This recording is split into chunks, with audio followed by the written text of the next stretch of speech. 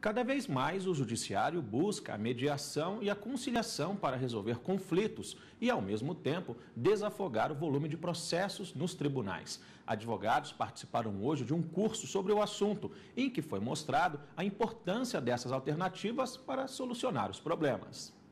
Um dos maiores especialistas em resolução de disputas da Europa veio a Brasília para passar um pouco de suas experiências para os nossos advogados. O enfoque principal do curso de negociação é que, apesar de ser considerada fundamental, a competência em negociação é negligenciada pela maioria das pessoas, sobretudo aquelas em posição de liderança, nos vários contextos, onde a qualidade da tomada de decisão feita nas negociações diárias tem um grande impacto. Ele pode ajudar o seu cliente a pensar nas melhores soluções, em como resolver esse conflito da melhor forma, de maneira mais rápida, com o menor custo possível. O que o advogado não foi treinado, e essa é a importância dos cursos de advocacia na mediação, é como que eu, advogado, posso atuar dentro de um ambiente consensual. Ele vai ser exigido cada vez mais para isso. Por isso é importante ele se preparar. Esclarecer a diferença entre mediação e conciliação foi um dos temas principais durante esta semana nos cursos preparatórios. Experiência que está sendo absorvida para ser aplicada dentro da profissão do operador do direito. O ganha-ganha. Eu acho que esse aqui é o principal ensinamento que isso traz para a gente, né? Como alcançar o maior objetivo de todos que estão ali na negociação. Outra questão abordada é a atuação do advogado durante a mediação ou conciliação. É preciso que ele compreenda como aproveitar ao máximo a oportunidade do processo de mediação para o seu cliente. Quando a pessoa tem um conflito, ela logo recorre ao judiciário porque ela confia na figura do juiz, já que ela não foi capaz de resolver aquele problema por si mesma. Então ela confia na figura do juiz como um terceiro, como uma autoridade que será capaz de dirimir o assunto. Então temos que trabalhar isso junto à população, informar constantemente para que essa credibilidade seja estendida ao mediador, ao árbitro e ao conciliador.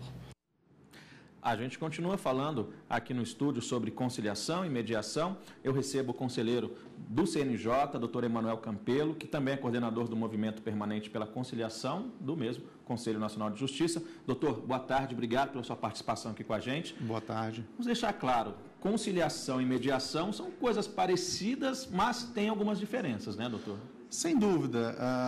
A conciliação, a principal característica que nós podemos destacar é que o conciliador ele tem uma função diretiva na solução do conflito. O conciliador, ele propõe solução também para aquele conflito. Ele não só aproxima as partes, como ele busca propor soluções. Então, ele tem um papel muito mais ativo do que na mediação. Na mediação, nós temos esse terceiro, o mediador, mas que ele não propõe a solução. O que ele busca realmente é aproximar as partes, esclarecer parâmetros que possam ser utilizados na solução do conflito. Doutor, a gente vê essa semana os dados divulgados pelo Justiça em Número, né, do CNJ, eles mostraram que em 2012 foram 28 milhões de processos novos que chegaram ao Judiciário em 2012. Com essas conciliações, esses números podem diminuir? A ideia seria isso? A ideia seria exatamente essa. O Brasil ele tem a cultura do litígio. As nossas faculdades formam os operadores do direito para litigar.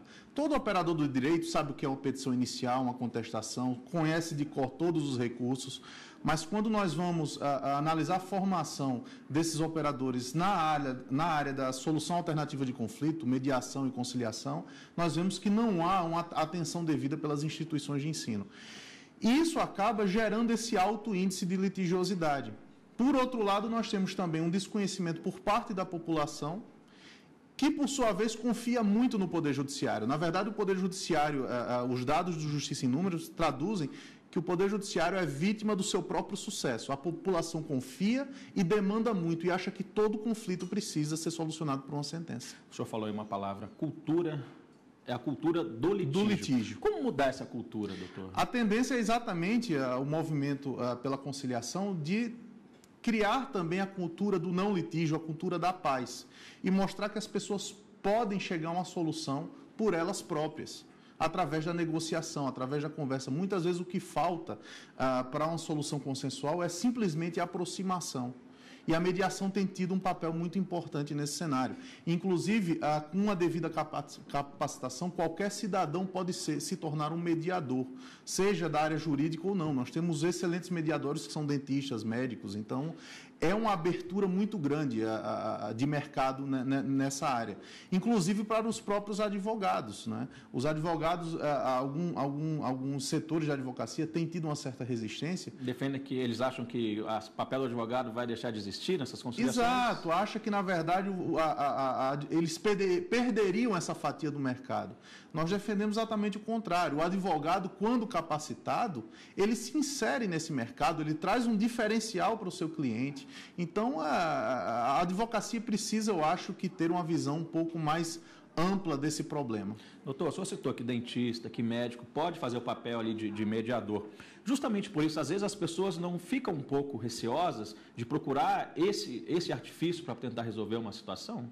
É exatamente esse o problema, é a falta de informação.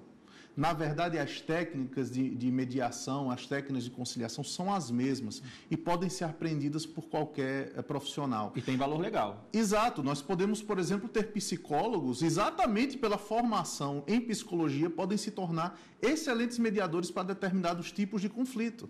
Não é? Isso é que muitas vezes escapa à compreensão da população. A população hoje tem muito arraigada essa compreensão de que precisa de uma sentença para solucionar qualquer conflito. E qual é a grande vantagem da solução consensual? É o índice de satisfação.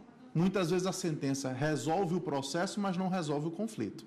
As partes vão continuar litigando a partir dali e abarrotando o judiciário desnecessariamente, quando poderiam muito bem chegar a uma solução consensual e sair com 100% de satisfação.